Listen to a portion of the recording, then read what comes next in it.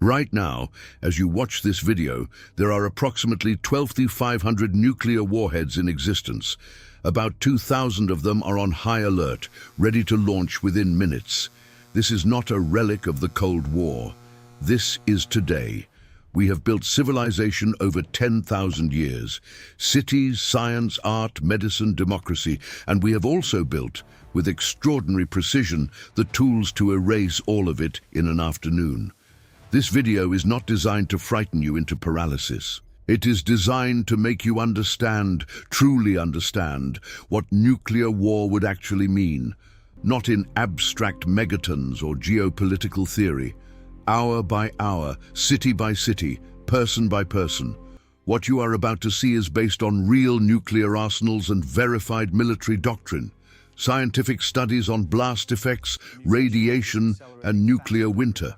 Declassified Cold War escalation models and incident reports, and peer-reviewed research on long-term civilizational collapse. We will use Russia and the United States as our scenario, because together they hold over 90% of all nuclear weapons on Earth. But the logic applies to any nuclear exchange, anywhere on the planet. The world as we know it has exactly 24 hours of life remaining. Hour zero begins now. We don't know exactly what triggers this moment. We never do. Perhaps a border incident spiraled out of control. Perhaps a miscalculation at sea. Perhaps a leader, cornered, desperate, under immense political pressure, saw nuclear weapons as the only way out. What matters is this. At some point, a head of state sits down with their closest military advisors. The conversation lasts minutes, not hours, not days, minutes. The order is framed carefully: tactical nuclear weapons against military targets only. NATO air bases in Eastern Europe, command and control nodes, not cities, never cities, at least not yet. A limited strike, a message, a demonstration of resolve. That is what they tell themselves. The order travels through encrypted channels, authenticated by codes that took years to memorize. Submarine commanders in deep ocean, silo officers beneath the steppe, bomber crews on runways. They verify the codes, they are authentic. Some hesitate, some cry, but military training is powerful. Discipline holds. The launch sequence begins. Russia currently maintains approximately 5,189 nuclear warheads. The United States, approximately 5,244. Together, that is enough destructive power to kill every human being on Earth several times over. In this first strike, approximately 50 missiles are launched, carrying around 300 warheads, less than 5% of the total. This is only the beginning. From hardened silos buried deep beneath the Russian steppe, RS-28 Sarmat missiles, each 35 meters tall, begin to rise. The sound reaches nearby towns seconds later. A rumble that registers on seismographs. Nobody watching knows what it means. Not yet. Each ICBM carries multiple independently targetable re-entry vehicles. One missile, 6 warheads, 6 different cities. The physics are ruthlessly efficient. The missiles climb above the atmosphere. For a few minutes, they are in space, silent, invisible to most radar. Then the warheads detach and begin their descent, falling at over 15,000 miles per hour, 20 times the speed of sound. There is no defense system on Earth that reliably stops them. From Russia to Western Europe, approximately 15 to 20 minutes. From a submarine in the Atlantic to the US East Coast, approximately 10 minutes. Warning time after detection, 6 to 9 minutes. Presidential decision window, 4 to 6 minutes. Let that sink in. Between detection and impact, the leader of a nuclear power has roughly the time it takes to make a cup of coffee, to decide the fate of civilization. Early warning satellites detect the launches within 90 seconds. Infrared sensors lock onto the heat signature of rocket exhaust. Computers classify missile type, calculate trajectories, predict impact sites. The President of the United States receives the alert. The options presented are not good options. They are degrees of catastrophe. Option 1. Absorb the strike. Respond conventionally. Do not use nuclear weapons. The risk? It appears weak and may invite further attacks. Option 2. Respond in kind. Match the strike military target for military target. The risk escalation continues and both sides still have 95% of their arsenals intact. Option 3. Massive retaliation. Launch everything. Attempt to destroy Russia's entire nuclear capability. The risk? It is impossible to succeed. Russian submarines are undetectable. Escalation becomes extinction. Option 4. Do nothing. Seek immediate diplomacy. Accept the losses. The risk? Enormous domestic political pressure, impossible to sustain mid-strike. There are no good options. There are only levels of catastrophe. Cold War studies showed that in this moment, the pressure to respond with force is nearly irresistible. The logic is brutal. If we don't respond hard, they will think we are weak. And if they think we are weak, they will strike again. The president chooses option 2. Equivalent response. Launch against Russian military installations. The order is given, and with it, humanity crosses a threshold it has never crossed before.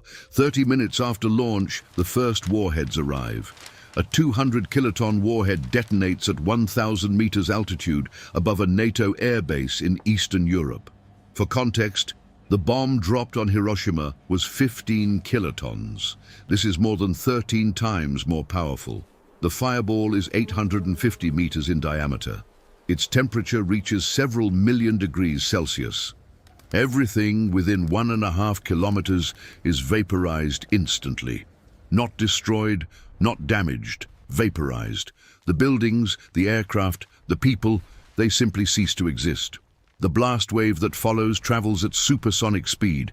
Everything within 4 kilometers is obliterated. Reinforced concrete collapses like paper. At 8 kilometers, fires ignite spontaneously from the thermal pulse alone. At 25 kilometers, anyone looking toward the explosion suffers permanent flash blindness, even in daylight. This single warhead kills approximately 15,000 people in seconds. Most are military personnel, but tens of thousands of civilians live within that radius. They did not choose this, they did not vote for this, they simply lived near a military base. And this is not one explosion, it is 300, happening simultaneously across a dozen countries. Bases in Poland, installations in the United Kingdom, naval facilities in Turkey. Every NATO military presence in Europe becomes a target. In the first 30 minutes, approximately 500,000 people are dead, and the American response is already in flight. American missiles hit Russian military sites, bases in Kaliningrad, naval installations in the north, command nodes outside Moscow, ICBM silos in Siberia, another 500,000 dead. 1 million people killed in the first hour of what was supposed to be a limited nuclear war. Both sides have now exchanged nuclear strikes. Both sides have suffered catastrophic losses. Both sides have used less than 5% of their arsenals. And both sides are under enormous internal pressure to escalate. The logic of escalation is almost mathematical. Each strike generates internal pressure for a stronger response. Each response generates the same pressure on the other side. Once the spiral begins, almost no historical model has identified a reliable mechanism to stop it. The decision is made in both capitals nearly simultaneously. Attack population centers. Destroy the enemy's will and capacity to continue. Russian ballistic missile submarines, patrolling silently in the Atlantic and Pacific, receive their orders. Each submarine carries 16 missiles. Each missile carries 6 warheads. The targets are the great cities of the American eastern seaboard. A 300-kiloton warhead detonates over Manhattan at 1 kilometer altitude. In the first half kilometer, everything is vaporized. The Empire State Building ceases to exist. Times Square ceases to exist. Within 2 kilometers, the fireball consumes everything. Within 5 kilometers, Lower Manhattan, Midtown, the financial district, complete structural destruction. Within 10 kilometers, Brooklyn and Queens, buildings collapsed, fires burning across every block. Within 25 kilometers, fires are igniting across a zone larger than the entire city of London. In the first 30 seconds, approximately 1.8 million people are dead. In the first hour, approximately 3.5 million. Washington, D.C. receives 3 warheads: the Capitol, the White House, the Pentagon. The entire civilian and military command structure of the United States is decapitated in under 2 minutes. Moscow suffers the same fate. The Kremlin disappears in a fireball. The Russian government ceases to exist in any functional form. Los Angeles, Chicago, Houston, Philadelphia, Boston, St. Petersburg, Novosibirsk, Yekaterinburg, London, Paris, Warsaw. Every major city in the Northern Hemisphere is either a target or will be affected by fallout from a nearby target. More than 1,000 warheads are in flight simultaneously. Nuclear war does not stay within borders. France and the United Kingdom, watching their allies incinerated, launch their own arsenals. China, fearing it will be next, launches preemptive strikes against US bases in Asia. India and Pakistan, long-time nuclear rivals, each interpret the global chaos as the moment they most feared. Pakistan launches first. Mumbai, New Delhi, gone. India responds. Karachi, Islamabad, gone. In 4 hours, what began as a bilateral crisis has become a global nuclear exchange. Every nuclear-armed state on Earth has fired. None of them intended this. All of them are past the point of no return. The bombs themselves are not the only killers. In many ways, they are not even the primary killers. What follows the explosions is a cascade of secondary effects that will ultimately kill far more people than the blasts themselves. In every targeted city, thousands of simultaneous fires merge into something beyond fire. A firestorm, a self-sustaining meteorological event generating its own wind systems. Winds of over 100 miles per hour roaring inward, feeding temperatures that melt steel. People in underground shelters who survived the initial blast die from oxygen depletion as the firestorm consumes all available air above them. These events last days. Entire cities become crematoriums. Every nuclear detonation releases an electromagnetic pulse.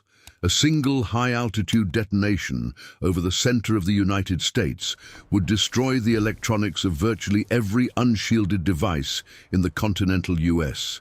Every smartphone, every modern vehicle, every computer server. Aircraft in flight fall from the sky. The technological infrastructure of the most advanced civilization in history collapses in milliseconds. We are, technologically, in the 19th century. But without the knowledge or infrastructure of the 19th century. Those who survived the blast but were within the radiation zone will begin showing symptoms within hours. Nausea, vomiting, diarrhea. These are the first signs of acute radiation syndrome. In the following days, hair loss, bleeding gums, skin separating from muscle. The immune system collapses entirely. Death comes by infection or internal hemorrhage. There are no hospitals. The hospitals were in the cities. There are no doctors. The doctors were in the cities. There are no medicines. The supply chains are gone. People suffer and they die without relief. The explosions have injected hundreds of millions of tons of soot, ash and debris into the stratosphere.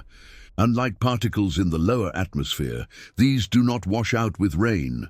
They circle the globe, carried by jet stream winds, spreading, thinning, but not dissipating. The sun begins to dim, not metaphorically, literally. By day 3, sunlight reaching the surface is reduced by 70%. Temperatures begin to fall, even in midsummer, even near the equator. Within 2 weeks, much of the northern hemisphere is below freezing. This is the beginning of nuclear winter. 24 hours after the first launch, the world is unrecognizable. Approximately 500 million people are dead from direct blast effects alone.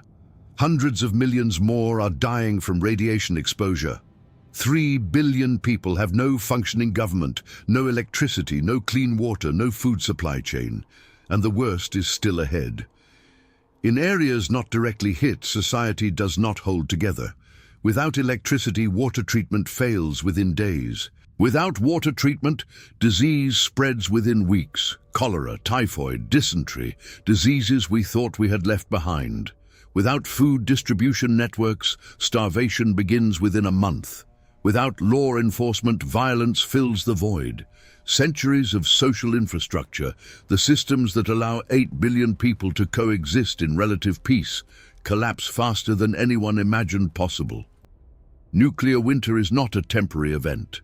Scientific models suggest the atmospheric disruption persists for 10 or more years. Global agriculture is essentially impossible.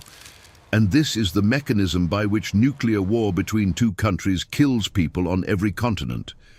Brazil was not hit. Nigeria was not hit. Indonesia was not hit. They die anyway, because there is no food. The most comprehensive scientific studies estimate that a large-scale nuclear exchange could trigger famine, killing up to 5 billion people. Not from the bombs, from the decade of winter that follows. 1 year after the exchange, the survivors have accepted that the world they knew is gone. Not damaged, not wounded, gone. The global civilization that took 10,000 years to build, the cities, the universities, the hospitals, the networks of trade and communication, has ended. Survivors live in small communities, rural, isolated. Subsistence farming where the soil is clean enough to use. Knowledge is being lost in real time. The libraries burned. The servers are dead. The people who held specialized knowledge, engineers, doctors, chemists, architects, lived in cities. Each generation will know less than the last. The language begins to fragment. Without mass communication, without shared media, regional dialects diverge rapidly. In a few generations, they may be mutually unintelligible. After 10 years, the atmospheric soot begins to settle. Sunlight returns. Agriculture becomes possible again. The survivors begin, tentatively, to rebuild. But the global population has been reduced from 8 billion to approximately 1 to 2 billion people. 6 billion human beings gone. The majority in the first 2 years. The greatest reduction in human population in the history of our species. And they are rebuilding on a planet whose ecosystems have been devastated, whose soil in vast regions is contaminated with isotopes that will persist for centuries. Plutonium-239 has a half-life of 24,000 years. The damage is not generational, it is geological. The most disturbing fact about nuclear war is not the physics of the weapons, it is the logic that makes them so dangerous. There is the launch-on-warning trap. Whoever strikes first has an advantage. They can destroy part of the enemy's arsenal before it launches, so both sides feel pressure to strike first, even if neither wants war. The pressure to act can generate a war that no one intended. There is the escalation trap. Once started, each exchange generates political and military pressure for a stronger response. The spiral, once begun, is nearly impossible to break. Every leader who has ever thought about a limited nuclear war has assumed they would be the one to control the escalation. History suggests otherwise. There is the decision time trap. Leaders have minutes, not hours, to make the most consequential decision in human history. There is no time for careful deliberation. No time to verify whether the sensors are correct. No time for diplomacy. The pressure to respond fast and with force is overwhelming. And there is the technology trap. The systems that manage nuclear weapons are complex. They depend on sensors, software, and human judgment under extreme stress. They have failed before. In 1983, a Soviet early warning system falsely detected 5 incoming American missiles. Lieutenant Colonel Stanislav Petrov decided against protocol that it was a false alarm. He was right. He saved the world, and almost no one knows his name. That same year, a NATO military exercise was mistaken by Soviet intelligence for a real first strike. The world came close. In 1995, Russian radar detected what appeared to be a US missile launch. President Yeltsin activated the nuclear briefcase. It was a Norwegian weather rocket. These are only the incidents we know about publicly. Experts believe there are others. Arms control specialists estimate a roughly 1% annual probability of nuclear war, absent significant changes. 1% sounds small. Over 50 years, it approaches 40%. Over a century, it approaches certainty. We cannot survive those odds indefinitely. What would change them? Reducing arsenals, verifiably, transparently, and now, eliminating launch-on-warning policies that force decisions in minutes. Strengthening direct communication between nuclear states during crises, reinvigorating arms control treaties that have been allowed to lapse, and something harder to legislate, a shared, visceral understanding of what these weapons actually do. This was not easy to research. Spending time with models of mass death changes something in you. But here is the most important thing I can leave you with. Unlike earthquakes, unlike pandemics, unlike asteroid impacts, nuclear war is entirely, exclusively, 100% caused by human decisions. Which means it can be prevented by human decisions. The decision of a government to reduce its arsenal. The decision of a voter to demand they do. The decision of a person who watched this video to talk about it with their family, their friends, their elected representatives. Education is not a small thing.